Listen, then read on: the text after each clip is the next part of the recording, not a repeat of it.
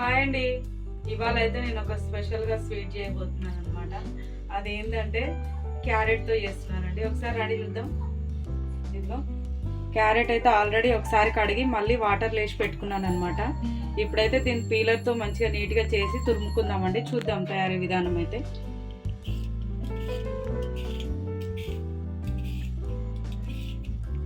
ఇట్లా అన్ని పీలర్తో ఇదంతా నీట్గా చేసుకున్న తర్వాత అప్పుడైతే తురుముకుందామండి. తురుముకుంటే ఈజీగా వస్తుంది అనమాట. చూసారు కదా, ఇట్లా ఆల్రెడీ ఒకసారి కడిగి నేను వాటర్ వేసిన అనమాట. అదేంటక్క అందులో నుంచి ఇట్లా తీసేస్తున్నారు, బాగా నీట్గా కడగరా అంటే ఒకసారి కడిగి పెట్టుకున్నాను.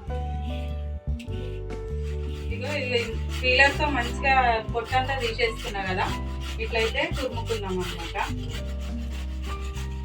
చూసారు కదా, ఇట్లా వస్తుంది.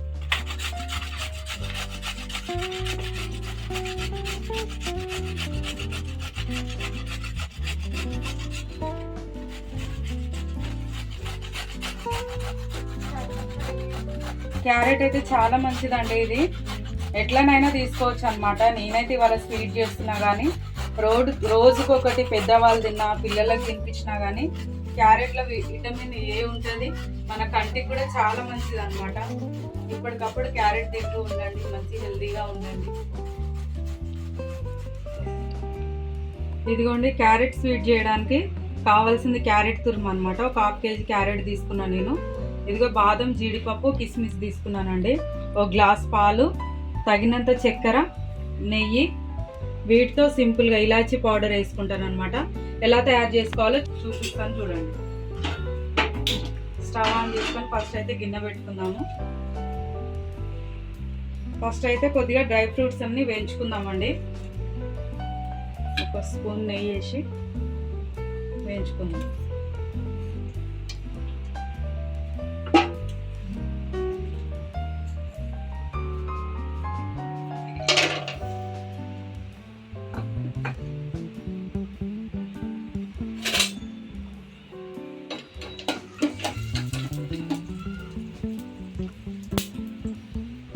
కొద్దిగా చిన్న మంట పెట్టి వేయించుకుందాము.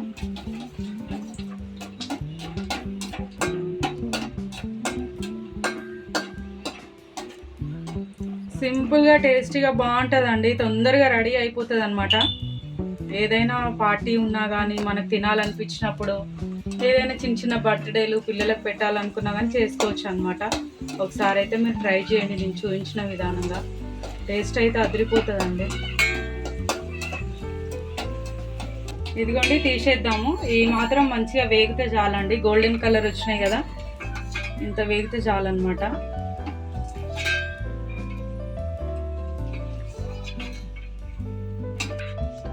ఇదే నెయ్యిలో ఈ క్యారెట్ వేసి వేయించుకుందాం.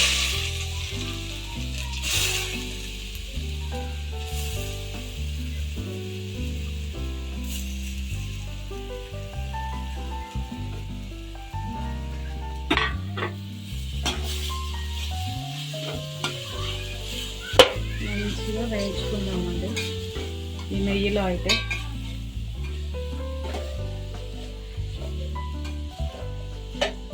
కలుపుకుంటూ ఉండాలండి, ఎందుకంటే స్టీల్ గిన్నె కదా, ఊరికే మాడిపోతుంది అనమాట. మాడకుండా మంచిగా కలుపుకుంటే ఉడుకుతుందండి. చూస్తురు కదండి, సిమ్లో పెట్టి ఉడికించుకోవాలన్నమాట. మంచిగా మగ్గనిద్దాము. చూద్దామండి ఒకసారి ఎంతవరకు మగ్గిందో. ఇదిగో ఇట్లా మధ్య మధ్యలో ఇలా కలుపుతూ ఉండాలండి, అడుగు పట్టకుండా మంచిగా ఉడికించుకోవాలన్నమాట.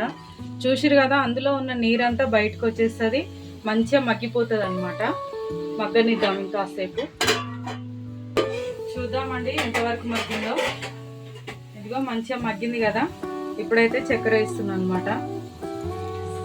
స్వీట్కి సరిపడా వేసుకోవాలండి. ఇంకా కలుపుదాం ఒకసారి అయితే.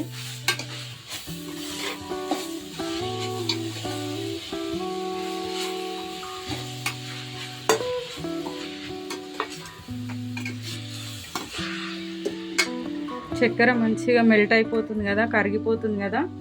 ఇప్పుడు కొద్దిగా పాలు చూసారు కదా, చిక్కటి ఒక గ్లాస్ పాలు అయితే తీసుకున్నాను అనమాట.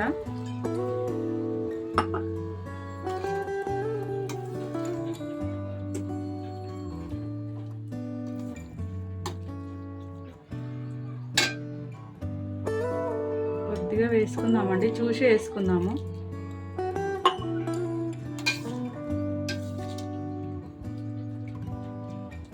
ఇంకా దీంట్లో ఇలాచీ పౌడర్ వేసుకున్నాం. స్వీట్ అంటేనే ఇలాచీ పౌడర్ ఉండాలి కదండి, వేసుకుంటున్నాం అన్నమాట. ఒకసారి అయితే కలుపుదాం. మంచిగా ఉడకనివ్వాలండి. ఈ పాలు చక్కెర బాగా దీనికి పట్టాలన్నమాట, దగ్గర పడాలి ఇదంతా. కాసేపు మూత పెడదాము. చూసిరు కదండి, మంచిగా ఇట్లా దగ్గర పడనివ్వాలన్నమాట. ఇగో ఇంకాసేపు మగ్గనిద్దాం మంచిగా దగ్గరికి. ఇంకా ఆ నీరు అనేది బాగా ఇనికిపోవాలన్నమాట. చూద్దామండి. ఇదిగో మంచిగా వాటర్ అన్ని ఇనికిపోయినాయి కదా, పాలు కూడా. ఇప్పుడు కొద్దిగా డ్రై ఫ్రూట్స్ అయితే వేసుకుందాం అన్నమాట. ఇదిగో కొద్దిగా వేసుకున్నాము, ఇంకొన్ని గార్నిష్ చేసేటప్పుడు వేసుకుందాము.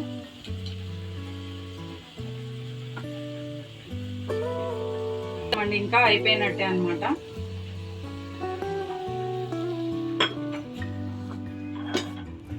తీసి వేరే బౌల్లోకి అయితే తీసేసుకుందాము. చూస్తురు కదండి, సింపుల్గా టేస్టీగా ఎలా చేసుకోవాలో మన ఇంట్లో ఉండే వాటితో అన్నమాట. ఇందులో ఎలాంటి వేరే ఫుడ్ కలర్స్ కానీ అలాంటివి నేను ఏది వాడలేదండి. మంచిగా న్యాచురల్గా వేసుకున్నాను అనమాట. దీంట్లో ఇంకొన్ని డ్రై ఫ్రూట్స్ ఉంచినాయి కదా, ఇవన్నీ వేసుకుందాం.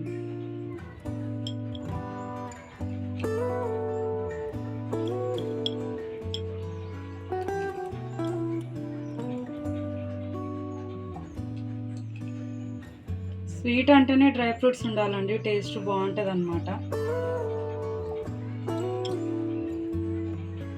చూస్తున్నారు కదండి, సింపుల్గా టేస్టీగా ఎలా చేసుకోవాలో చూపించాను కదా, మీరు కూడా ట్రై చేయండి.